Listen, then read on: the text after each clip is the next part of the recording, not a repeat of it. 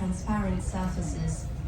It is a three-dimensional interpretation of the 19th century painting The Sea of Ice by German artist Caspar David Friedrich.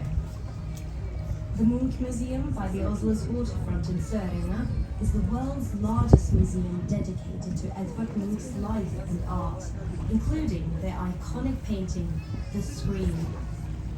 There are 11 exhibition halls in the building.